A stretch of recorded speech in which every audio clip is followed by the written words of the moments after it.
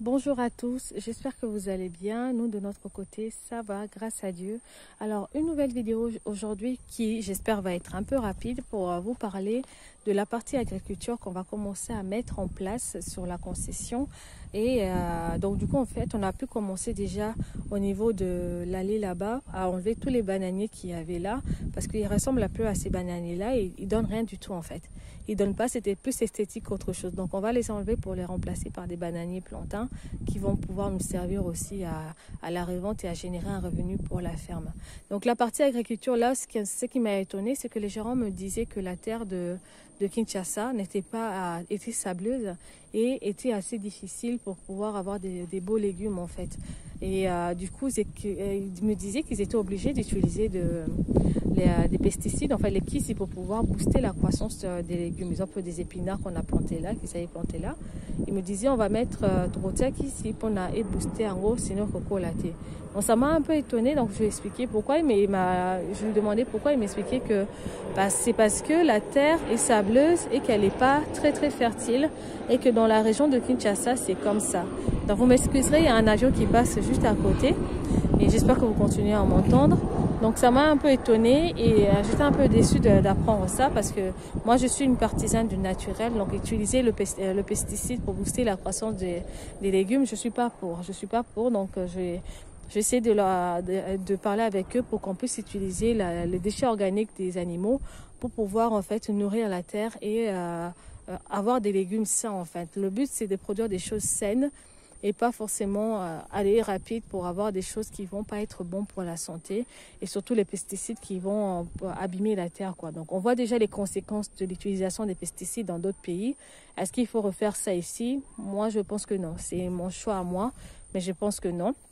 Et je leur avais déjà parlé des alternatives, hein. Il y a l'urine qui est une très bonne alternative pour nourrir la terre, pour pouvoir également avoir des récoltes abondantes. Et même si à Kinshasa, ici, ils m'ont dit qu'à Kinshasa, l'urine, non, on n'utilise pas ça pour l'agriculture. Mais sachez qu'à Goma a déjà adopté cette façon de faire, d'utiliser l'urine en fait, hein, qui est appelée l'or jaune pour pouvoir booster leur récolte. Les agriculteurs à Goma utilisent déjà l'urine par rapport à ça. Et d'ailleurs, la vente d'urine à Goma marche très bien parce que je crois que c'était à l'époque, quand j'avais lu des articles, c'était $6 pour 20 litres d'urine. Ici, quand j'avais proposé ça, du coup, aux personnes avec qui je travaille, ils m'ont dit, ici, à Kinshasa, suki, olobio, ça va te bozote, kabate, kelo masu, bana ko ganga, bako ozo, yo mabe et tout, masu, bana bango, sale la et tout. Donc, c'est dommage par rapport à ça.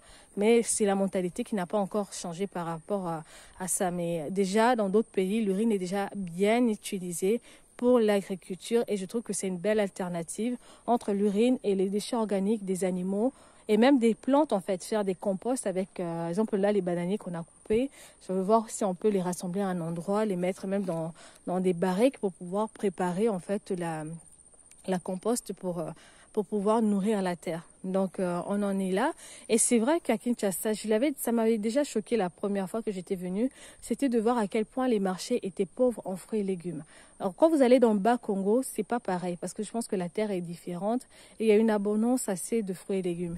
Mais à Kinshasa, même là où je suis actuellement vers l'Antille et tout, au Kenawende, tu vas retrouver les mêmes choses en petite quantité, il n'y a pas grand chose. Donc déjà je pense qu'il y a le fait que il n'y a pas beaucoup d'agriculteurs qui doivent vendre et tout. Mais en même temps, tu tombes sur les mêmes légumes, sur les mêmes fruits. Il n'y a pas de variété. En quantité, c'est minime. Les papayes, c'est les particuliers qui vendent les papayes et qui mettent ça cher. Des fois, c'est les papayes qui commencent à pourrir. Bazoté qui est là, on a 500 ou 1000 francs. Et ça m'étonne un peu de voir cette réalité au Congo parce que j'ai pu faire l'observation avec le Brésil où j'avais été pendant quelques temps. Au Brésil, je pense que c'est un peu les mêmes conditions qu'au Congo, où la terre est aussi fertile, le pays est aussi assez grand. Et vous avez pléthore de fruits et légumes lorsque vous allez dans les épiceries à des prix assez abordables pour tout le monde. Et le pays comme le Congo, de voir qu'il n'y a pas assez. Donc, sinon, on te dit, il faut qu'il y ait bamboka, mais les bamboka peut côté kuneza. Certes, il y a beaucoup de fruits et légumes, mais moi, mes marrons à Kinshasa, et ça la penzate. Donc, du coup, les fruits et les légumes pourrissent là-bas. Et à Kinshasa, on se retrouve avec des légumes qui sont pas, en fait, je me rends compte qu'ils sont pas de qualité, que c'est pas du bio na bio, comme on a tendance à le dire. Et dépendamment, bien évidemment, de chaque agriculteur, mais c'est plus des produits qui sont utilisés pour pouvoir booster les fruits et légumes. Et sachez qu'à force de devenir également dépendant de ces produits-là, vous allez vous appauvrir parce que c'est des produits qui vont vous coûter cher. Et en plus de ça, ça va ruiner votre terre. Donc, peut-être qu'il vaut mieux prendre le temps d'utiliser des choses naturelles, même si ça prend un peu plus de temps, mais de sortir des produits de qualité. Surtout que nous, on a pour objectif, c'est de créer un restaurant où on va faire le concept du ferme à l'assiette. Et donc, on ne peut pas proposer des produits qui ont été utilisés où il y a des pesticides, parce que moi-même, je ne suis pas consommatrice des produits qui sont utilisés où il y a eu des pesticides utilisés, parce que je passe plutôt par des petits agriculteurs, des petites exploitations en France où j'habite pour pouvoir acheter mes fruits et légumes. Et c'est pour déjà encourager les petits agriculteurs et également m'assurer que je mange des choses saines qui sont dans mon assiette en fait. Et voilà, donc ça m'a un peu étonnée. Je ne sais pas si vous avez déjà remarqué ça. Est-ce que si vous avez déjà des exploitations agricoles au Congo, comment est-ce à Kinshasa surtout, comment est-ce que vous faites pour pallier à tout ça? Est-ce vraiment vrai ce qu'on m'a dit? Moi, je pense que oui.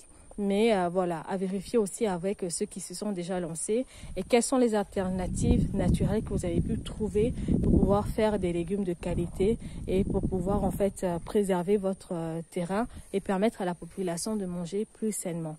Donc là, sachez qu'on va se lancer également dans l'ananas. On a pu trouver déjà des fournisseurs pour nous fournir des pieds d'ananas et ils ont aussi donné les prix. On fera une vidéo avec le devis. Les vidéos sont pas travaillées comme je vous l'avais expliqué.